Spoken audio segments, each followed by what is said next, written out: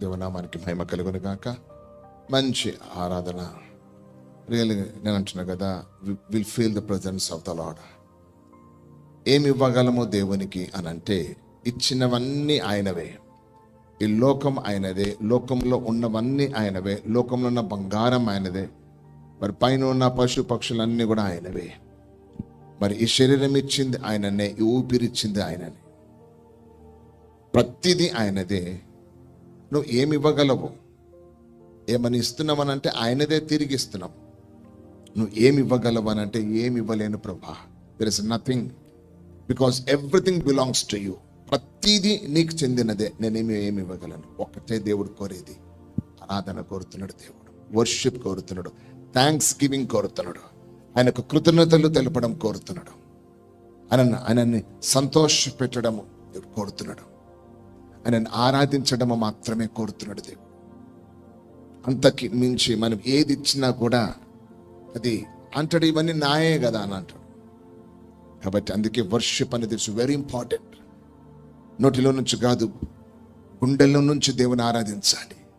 ఆయన నా తండ్రి, ఆయనను బట్టి ఈరోజు నేను బ్రతికి ఉన్నాను, ఈరోజు నేను ఏమై ఉన్నాను, ఆయన ప్రేమ, ఆయన దయ నాపై.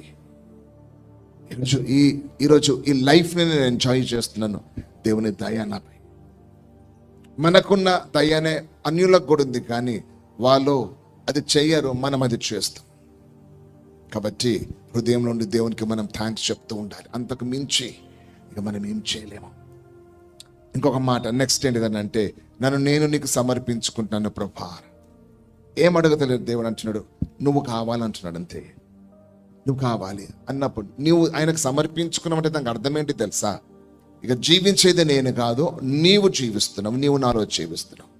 అంటే ఒక డెడ్ బాడీ లాగా. డెడ్ బాడీ తనలో ఏమి చేయలేదు, ఏమి చెయ్యదు. ఎవరో ఒకరు చేయాలి, ఎవరో మోసుకొని పోవాలి, ఎవరో నడిపించాలి. మనం ప్రభా నువ్వే నడిపించు, నువ్వే మోసుకొని వెళ్ళు, నువ్వే నడిపించు, నీ చిత్తం అంతా జరగాలి నా జీవితంలో. నా ఇష్టం కాదు, నీ ఇష్టము ప్రభాని పలికినట్టు ఆలోచన చేయండి. ప్రతిరోజు మనం సిలువని జ్ఞాపకం చేసుకో. ఎందుకంటే త్యాగము. నీ కొరకు నా కొరకు ఆయన అర్పించిన ప్రాణం. ఒకసారి ఆ వేదన, బాధ మీరు ఆలోచన చేయండి. ఆయనకు అవసరమా ఈ శాపగ్రస్తమైన భూమి మీద అడుగు పెట్టడము? నీ ముఖము నా ముఖం చూసి రావడం అవసరమా దేవునికి? ఎవరు మనము ఆలోచన చేయండి. మన కొరకు రావడం ఏంటిది? మన కొరకు రక్తం, సిలువను మోయడం ఏంటిది? మన కొరకు అవమానాలు భరించడం ఏంటిది? ఆ వేదనతో రక్తం చిందించడం ఎందుకని? తన ప్రాణము మన కొరకు పెట్టడం ఏంటిది? ఎంత ప్రేమిస్తున్నాడు మనల్ని ఒకసారి ఆలోచన చేయండి ఒకసారి.